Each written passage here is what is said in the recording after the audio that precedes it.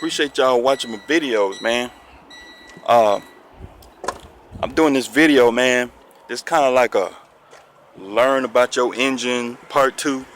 If you're trying to be an owner operator and you're trying to buy a truck or you're doing a lease purchase or whatever, the best thing you can do is learn everything you can about your truck, and that includes the engine.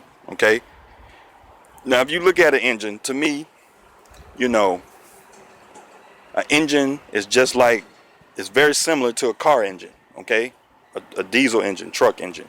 Okay, since I was in middle school, high school, all the way up through college, man, I always work on my own shit. You know, my uncles, I have 2 uncles in my family that always worked on cars and stuff like that. So, I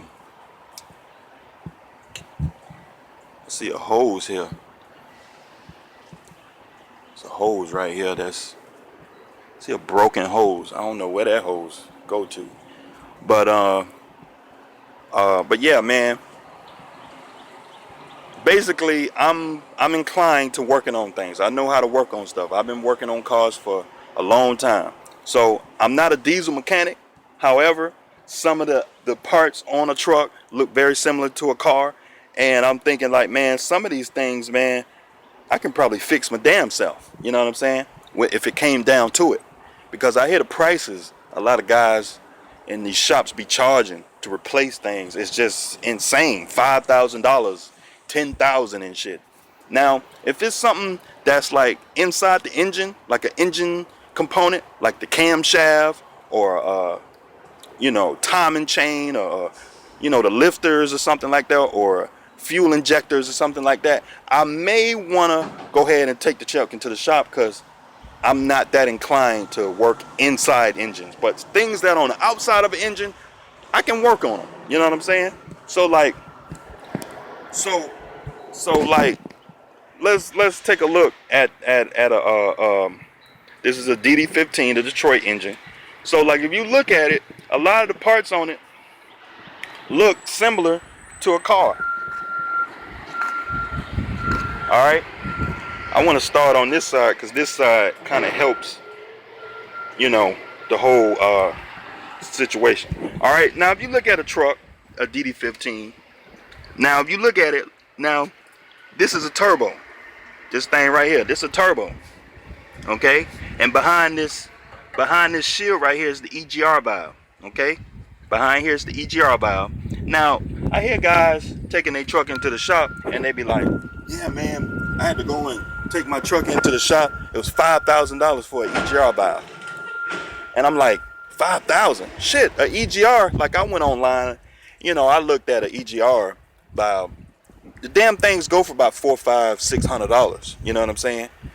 At most, if you probably go to Freightliner or something like that, they'll charge you $1,000. But then, even if it is $1,000, where this $4,000 or $5,000 price tag come from, I don't know. All right, so this is the turbo EGR valve, and this right here, this is the 7th injector. Okay, that's the 7th injector. Okay, and you got the starter right there, and you got the engine breather. That's the engine breather. Okay, right here, this is the EGR cooler. Okay, you got exhaust gases come out of there, go up through the EGR cooler. Okay, the coolant from the radiator circulates through there, cools that hot exhaust gas down, and they send it back into the air intake. Okay, now if you keep looking, all these items on here to me look similar to a car because I have an automotive background. Okay, so you look, okay, this is an air compressor, the AC compressor for your air conditioning. Okay, that's the alternator. Okay, and this is the air cooler. Okay, right here, this is cool air comes in through the air intake right here, goes through the turbo, goes through the it's like a radiator thing that goes into the intake on the other side. All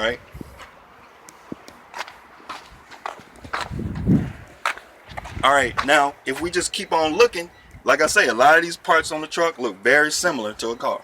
All right. Now, when we was talking about the EGR cooler, you got to keep these things clean right here. I got to take this off. Eventually, I'm going to take this off, clean this whole housing right here, because it probably need to be clean. There's probably a whole lot of carbon in there build up. Okay. That dirty carbonated air comes through this side back into the intake. Now, I don't know why these companies building these engines like that, because all that soot is building up inside the intake side of the engine, and I'm sure it's just soot build up all up in the intake valves on this side.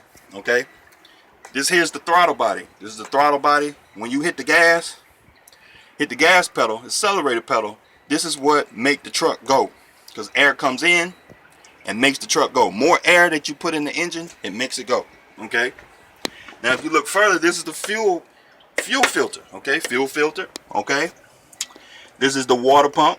Now I'm looking at it, can't be too hard to replace a water pump. I'm looking at it, it's just like, I don't know, a few bolts or whatever. Take this belt off and put a new seal on it. Boom, you put a new water pump on there. Okay, this is the fuel housing.